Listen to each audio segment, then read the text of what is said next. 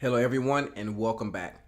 So in this tutorial, I want to go over how to integrate internet marketing or Mailing Boss into your website. All right, now we're going to use Mailing Boss for an example. We do have others that you can choose from. However, this is the one that we're going to use since it's on the platform already. Now let's go to the Add Element button. And then instead of clicking on Contact Form, we're going to click on Email Marketing. All right, now what that's going to do is pull up these forms here. Now we can configure what the button looks like, colors, and all of that other stuff. So it's not going to matter what form you choose. And in fact, it's really not going to matter as far as the elements that are on it, and I'll show you why in just a moment. So when we select on a form, it's going to pull up Mailing Boss, MailChimp, Aweber, and Mautic. Okay, we're going to select on Mailing Boss. Okay, it's going to automatically pull in our public and our private key. So let's say I go back and select on cancel. All right, this is my public and my private key. Now these are located inside of Mailing Boss, and you can manually put these in yourself as well. However, what we're going to do is go ahead and log in because the system is going to automatically pull that for you here. You see, I didn't have to copy and paste it. All right, so when we come here, it's going to automatically pull up all of the lists that I have located inside of my Mailing Boss account.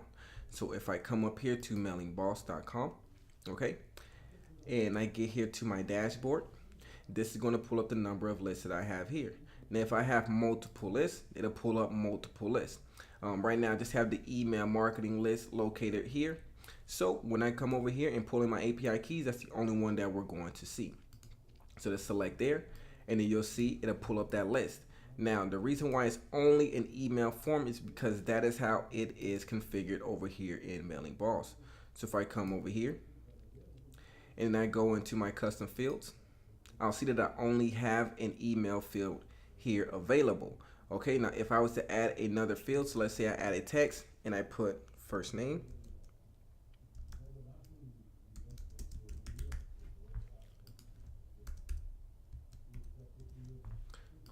and I require this as well. Visible, let's put this at 0, and let's put this at 1. Okay, so this will be on top of here. And then what I'm going to do is save the changes there. All right, now if I come back over here and I simply delete this list here and bring it back in the same way we just brought it in, click on email marketing, same exact list. However, now my first name and email is showing up. Okay, so that is how you configure the list when you're using the email marketing as far as the elements go. Now, if you're worried about the appearance, you can right click here, go into appearance, and then you can select from any of the defaults here. So let's say you like how this one looks, but you just don't like the color. You can select here, go into the settings, and then I can find my button color, so it'll be down at the bottom. Okay, this is the background color here. Maybe we want a more neutral color, so we'll put something like this here. Maybe something a little bit lighter, for example. And then we can change the hover to maybe a black.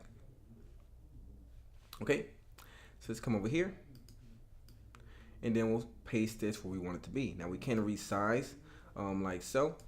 However, this is what our list is going to be like. Now if you want to test out the hover effect and things like that, we can come here to our preview, go down to contact us, and then as we hover over, we'll see that effect right here as well. Now you can come down, you can click on change URL, and this is how you're going to configure your autoresponder, or this is how you're going to figure the actions of this list, okay, inside of your page. So let's say you've already created a pending subscribe and a subscription confirm page and an unsubscribe confirmation page. This is where you configure them. Now I will go over this in greater detail later on in another tutorial. However, this is how you get to the change URL. Okay, I want to show you everything that you can do here. Now here's how you configure the button text. Come over here, you can put whatever you want. You can even add in your own icon as well by selecting the icon here and then going through all of the motions.